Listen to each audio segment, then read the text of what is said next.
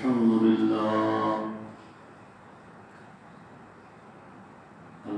لله وحده والصلاة والسلام على سيد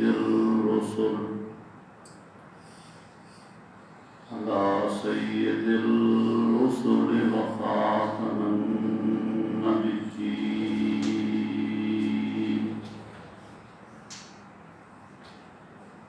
اللهم صل على محمد النبي الأمي وآله وأصحابه وأهل بيته وإترته والصلاة والسلام على سيد المرسلين أما بعد فأعوذ بالله من الشيطان الرجيم بسم الله الرحمن الرحيم والسابقون الأولون من المهاجرين والأنصار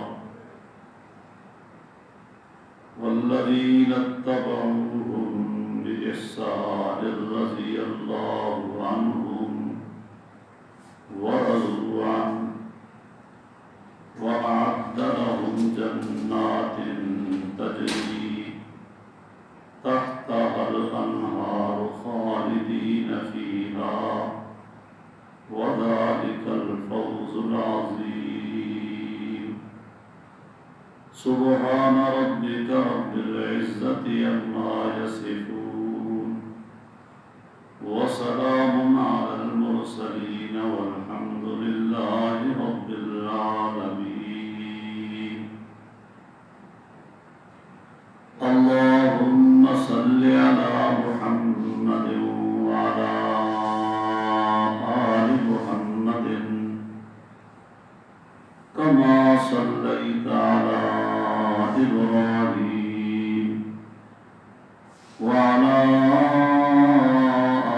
آل إبراهيم إنك حميد مجيد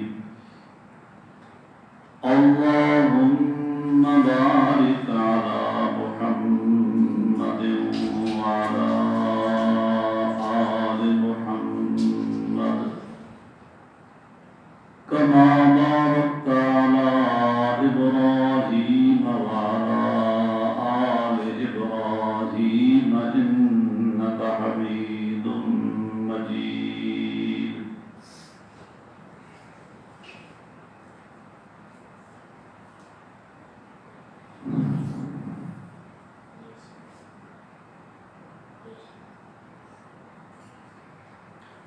بزرگان محترم گرامی قدر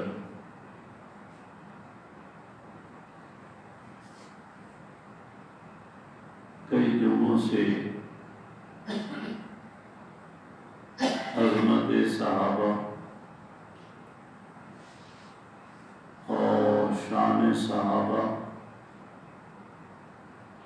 اور مقام صحابہ کے متعلق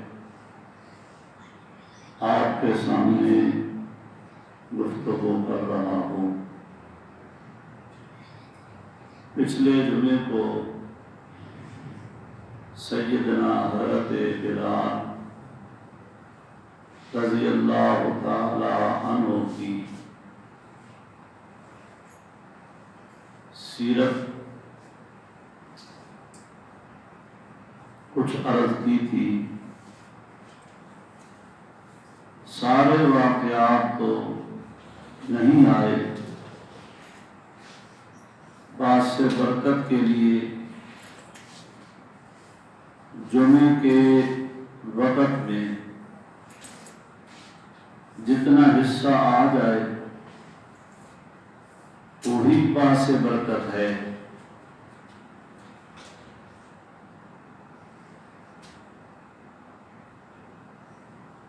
تو شان صحابہ اور مقام صحابیت کے متعلق اس سے پہلے میں نے عرض کیا تھا کہ صحابہ اکرام رضوان اللہ تعالی علیہم اجمعین کے بعد میں آنے والی پوری امت کے افراد مل کر بھی ایک صحابی کے درجے کو نہیں پہنچ سکتے. اس لیے قیامت کے دن امام اعظم ابو حنیفہ رحمۃ اللہ علیہ اللہ رب العزت کے دربار میں جس وقت جائیں گے تو پوچھ ہوگی کہ کیا لائے ہو؟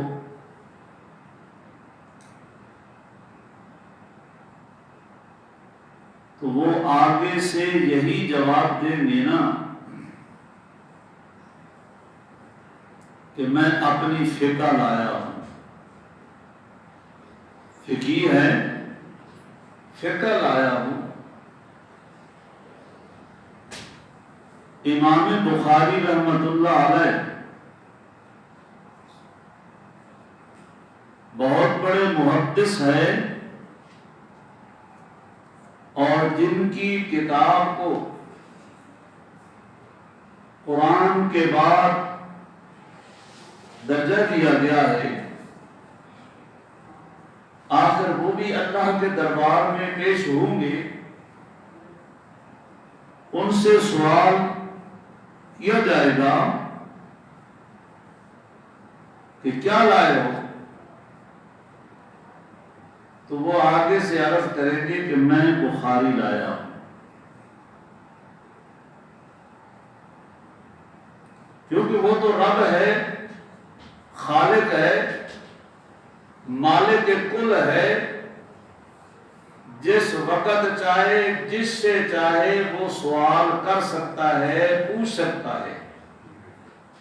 جیسے کہ اللہ کے رسول صلی اللہ علیہ وسلم معراج کے سفر پہ گئے، حالانکہ بلایا بھی خود، اور پھر پوچھا کہ میرے لیے کیا لائے ہو تحفہ. جس وقت اللہ کے رسول سے سوال کر لیا تو اور کون ہوتا ہے جس سے سوال نہیں کیا جائے گا؟ ہر ایک سے سوال ہوگا، پوچھا جائے گا کیا لائے ہو.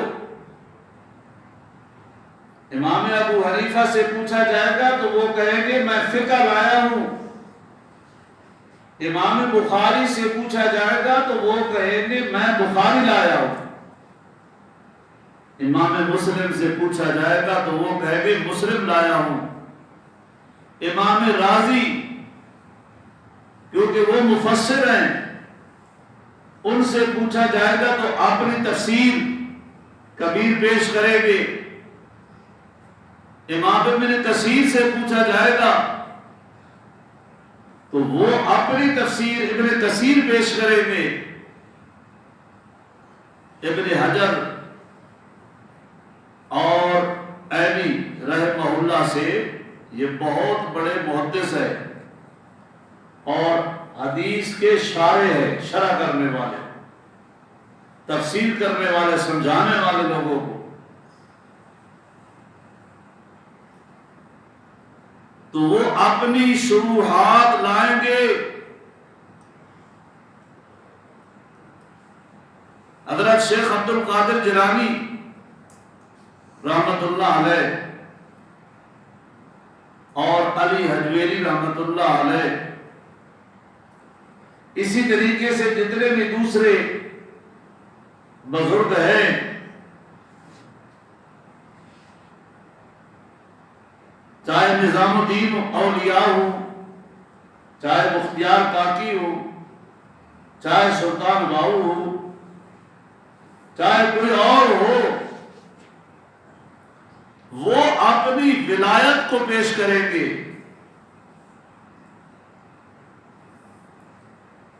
اللہ کے دربار میں قیامت کے دن علماء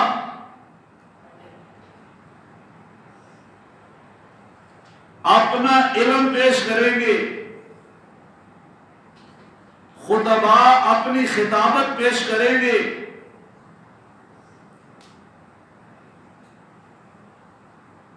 حفاظ اپنے حفظ کو پیش کریں گے کہ میں نے تیری کتاب کو حفظ کیا تھا، قراء اپنی قرات پیش کریں گے، اولیاء ولایت مفسرین اپنی تفاسیر پیش کریں گے، فقہاء اپنی فقہ پیش کریں گے، مگر جب حبشے کا بلال آئے گا، جب فارس کا سلیمان آئے گا، جب روم کا سہیب رضی اللہ تعالیٰ عنہ آئے گا، عمار یاسر آئیں گے، اللہ پوچھیں گے کیا لائے ہو؟ ہم تو بے فکرے ہیں نا، ہمارے سے تو پوچھ ہی نہیں ہوگی کہ جیسے گھر میں جا کے بستر پہ سو جاتے ہیں ایسے ہی قبر میں جا کے سو جائیں گے، بس ہمیں کوئی پوچھنے والا ہی نہیں ہوگا۔ وہ تو جائیں گے قبر میں تو پھر پتہ چلے گا کہ کیا ہونا ہے وہاں، کہ جس قبر سے اللہ کے پیغمبر نے بھی پناہ مانگی ہے، لیکن ہم اتنے بے فکر ہو چکے ہیں اس قبر سے کہ قبر کی ہمیں کوئی فکر ہی نہیں ہے۔ ہر چیز کی فکر ہے لیکن قبر کی کوئی فکر نہیں ہے۔ کبھی کسی نے سوچا ہے اگر قبر کی فکر لاحق ہو جائے اور اس چیز کی فکر لاحق ہو جائے کہ یہ جو زندگی میں گزار رہا ہوں دنیا میں، یہ میں نعمتیں گزار رہا ہوں، نعمتیں کھا رہا ہوں، پی رہا ہوں، استعمال کر رہا ہوں، ان کے متعلق میرے سے پوچھ ہوئے گی، یہ اگر فکر ہو لاحق ہو جائے، خدا کی قسم ہمارے سے اللہ کا کوئی فریضہ چھوٹی ہی نہیں، نیند آئی نہیں ہمیں۔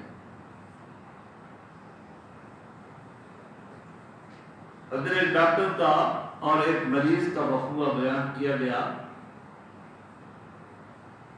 سعودیہ میں کہ اس کو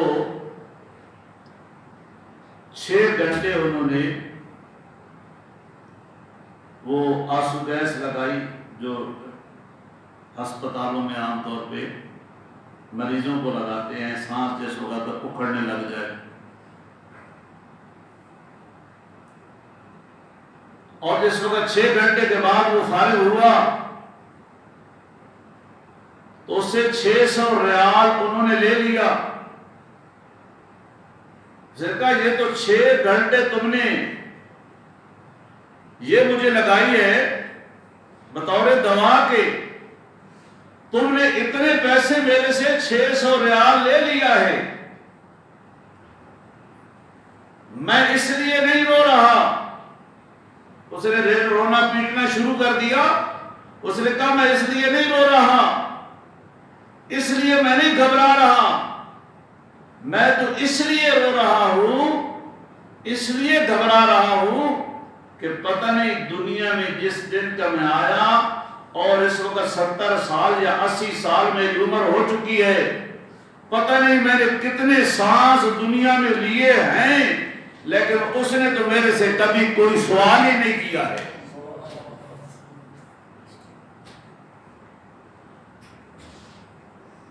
اس نے تو میرے سے کبھی کوئی پیسہ نہیں مانگا، کوئی قرض نہیں مانگا، کوئی احسان نہیں جتلایا. میں اس لیے رو رہا ہوں کہ اگر مجھے وہاں ان سانسوں کا جواب دینا پڑ جائے میں کیا جواب دوں گا؟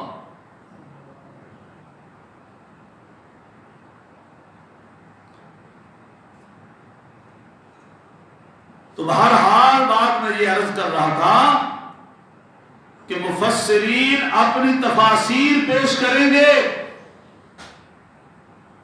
فقہاء اپنی فقہ پیش کریں گے، مگر جب حبشے کا بلال رضی اللہ تعالی عنہ آئے گا اور جب فارس کا سلیمان رضی اللہ تعالی عنہ آئے گا، روم کا سہیب رضی اللہ تعالی عنہ آئے گا، جب عمار یاسر رضی اللہ تعالی عنہ آئیں گے، اللہ پوچھیں گے کیا لائے ہو؟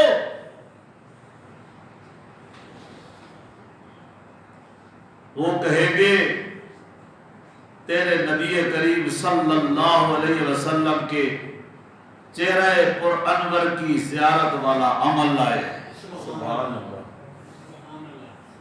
تیرے پیغمبر صلی اللہ علیہ وسلم کی چہرے والی زیارت کا عمل لائے ہیں، اس کے علاوہ کچھ نہیں لائے. محمد عربی صلی اللہ علیہ وسلم کے چہرے انور کی زیارت والا عمل صرف صحابی ہی پیش کر سکتا ہے، بعد میں آنے والی پوری امت میں سے کوئی شخص بھی پیش نہیں کر سکتا. من رآنی او رآ من رآنی، اس عمل کے بارے میں امام الانبیاء صلی اللہ علیہ وسلم نے فرمایا لا تمس النار مسلما رآنی من رآنی. یہ مشکات کی حدیث ہے. جہنم کی آگ اس مسلمان کو نہیں چھوئے گی جس نے مجھے دیکھا یا جس نے میرے دیکھنے والے کو دیکھا. سبحان اللہ. بچنا تو اسی جہنم کی آگ سے ہے نا کہ اللہ جہنم کی آگ سے بچا کے جنت میں داخل کر دے. ہر ایک کی خواہش آرزو ہے. تو صحابہ کے لیے تو سرٹیفکیٹ عطا فرما دیا کہ لا تمس النار مسلما، جہنم کی آگ اس مسلمان کو نہیں چھوئے گی جس نے مجھے دیکھا یا جس نے میرے دیکھنے والے کو دیکھا. ذرا نبی کریم صلی اللہ علیہ وسلم کے اس ارشاد گرامی پہ غور فرمائیے، توجہ فرمائیے. جس نے ایمان کی حالت میں میرے چہرہ پر انور کو دیکھا، اللہ رب العزت نے جہنم کی آگ اس آدمی پر حرام کر دی ہے. اس میں صحابہ اکرام کی بہت بڑی فضیلت اور عظیم عظمت بیان ہوئی ہے، مگر امام الانبیاء خاتم النبیین والمرسلین صلی اللہ علیہ وسلم نے اپنے یاروں کی رفت اور مقام اور مرتبے کو اور اجاگر کیا. فرمایا جس نے میرے چہرے کو دیکھا جہنم اس پر بھی حرام ہے. یعنی میرے چہرے کو دیکھا، ایک تو پہلی شرط ہو گئی کہ جس نے میرے چہرے کو دیکھا اس کے اوپر جہنم کی آگ حرام ہو گئی.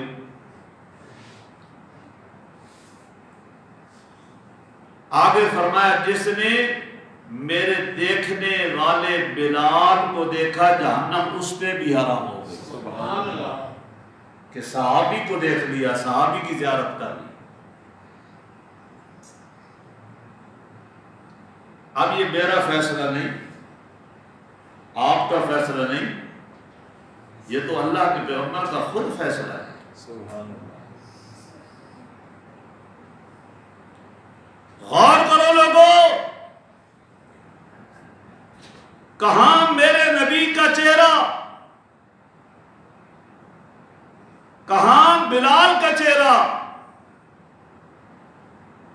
کوئی نسبت ہی نہیں ہے کہ ایک مرید، شاگرد، ایک استاد، پیغمبر، رسول، پھر سارے رسولوں کا سرتاج. سبحان اللہ. کہاں اس کا چہرہ، کہاں حبشے کے بلال کا چہرہ؟ سبحان. کوئی نسبت ہے؟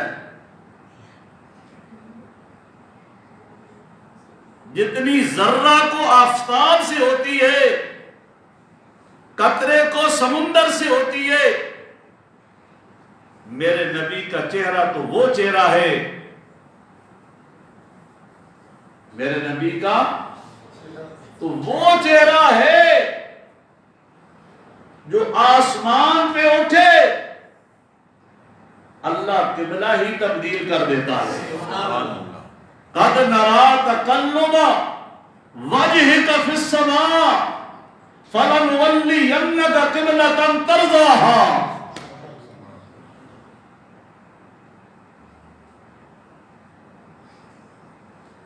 میرے نبی کا تو وہ چہرہ ہے کہ زمین پر بیٹھ کے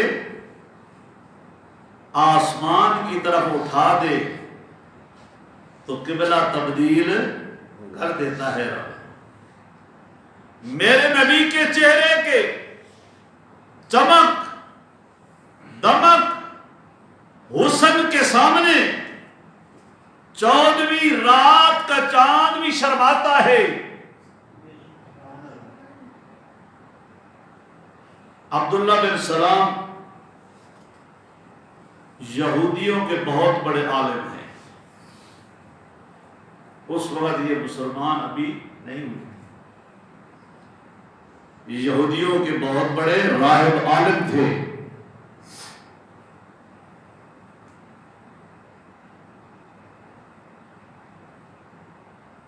مدنی کریم کے چہرے کو دیکھ کر یہ کہتے ہوئے مسلمان ہو جاتے ہیں کہ یہ چہرہ جھوٹے کا چہرہ نہیں ہو سکتا ہے.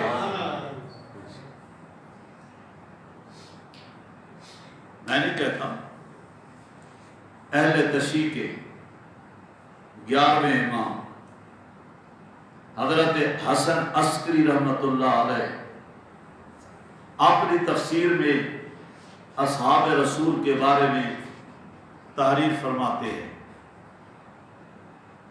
کہ اللہ رب العزت نے فرمایا، اے آدم،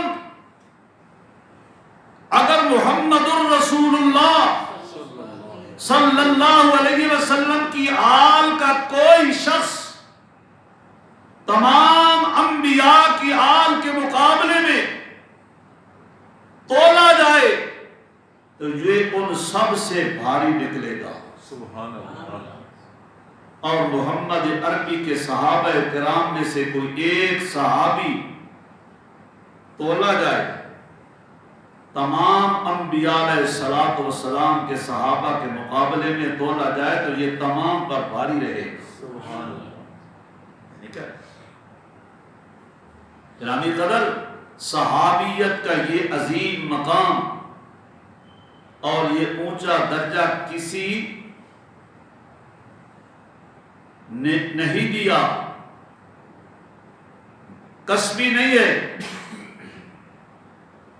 بلکہ یہ جو درجہ ہے، یہ جو عظمت ہے، یہ کیا ہے؟ وہبی ہے، کسبی نہیں، وہبی ہے۔ کسبی اور وہبی کے الفاظ سمجھ ذرا آنے مشکل ہے، آپ کو یہ سمجھ نہیں آئیں گے۔ کسبی کیا ہے، وہبی کیا ہے؟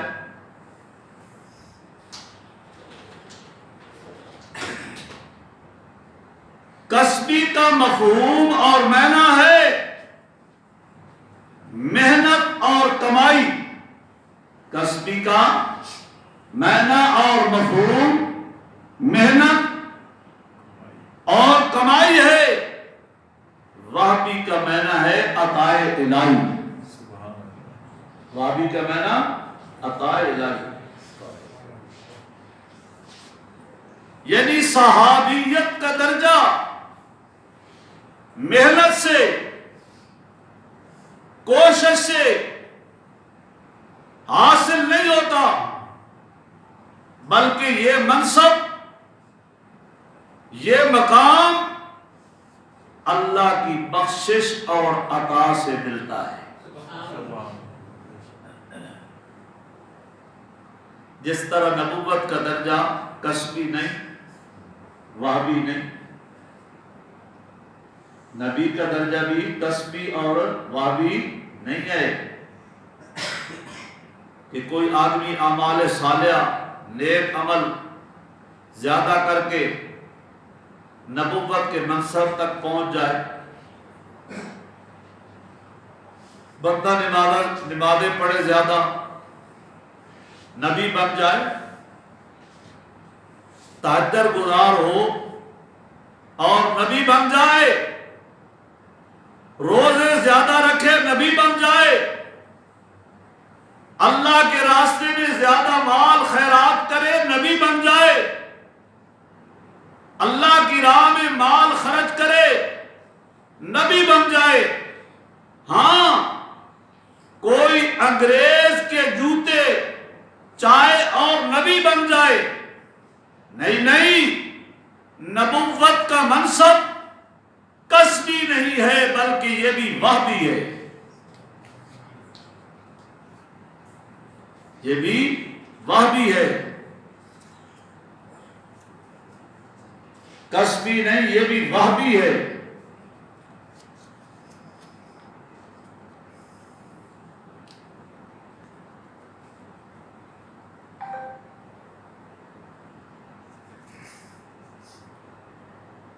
یتیم پیدا ہوا، 4 سال کی عمر میں والدہ بھی داغ رفاقت دے گئی، 8 سال کی عمر میں شفیق دادا بھی چل بسا۔ جس وقت اللہ کے رسول پیدا ہوئے اس وقت باپ ان کے موجود تھے، یتیم پیدا ہوئے۔ 4 سال کے بعد والدہ بھی چھوڑ گئے، پیچھے رہ گیا دادا۔ جس وقت 8 سال کی عمر ہوئی، دادا بھی چھوڑ گیا۔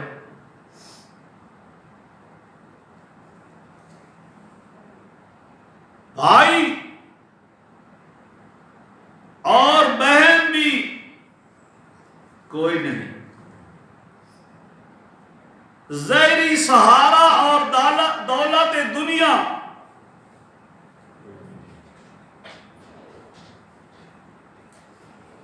بھی کوئی نہیں۔ پھر عرش والا چاہے، عرش والا چاہے تو اس کے سر پر ختم نبوت کا تاج سجا دے،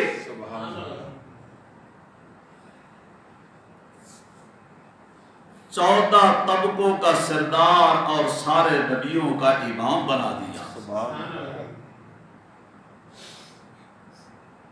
جس طرح نبوت کا درجہ وہابی ہے، اسی طرح صحابیت کا مقام اور منصب بھی وہابی ہے۔ وہابی اور کسبی کی اب جو آ رہے ہیں ان کو کوئی سمجھ نہیں آئے گی۔ تمہاری اپنی قسمت،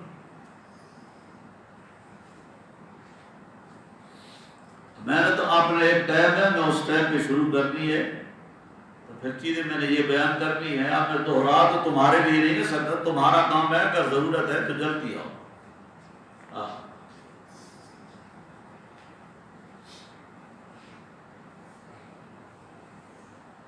جس طرح نبوت کا درجہ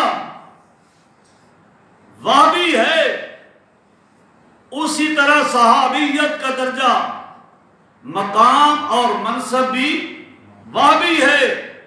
اس کا تعلق علم سے نہیں، اس کا تعلق عمل سے نہیں ہے۔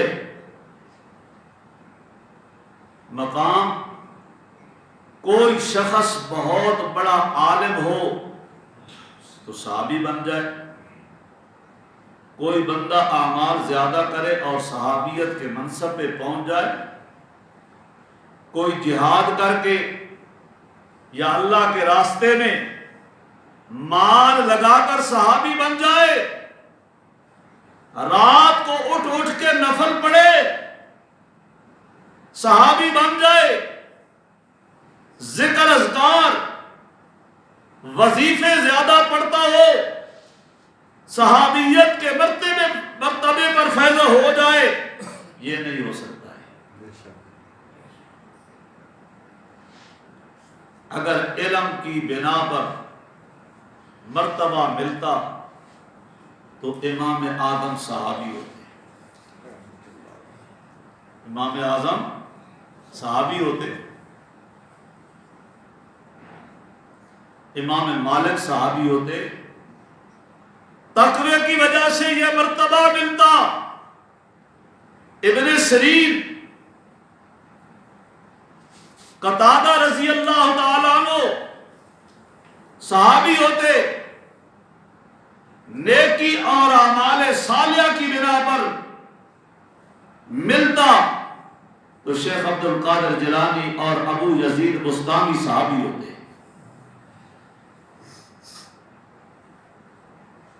مگر یہ بڑے عظیم لوگ علم و تقوی کے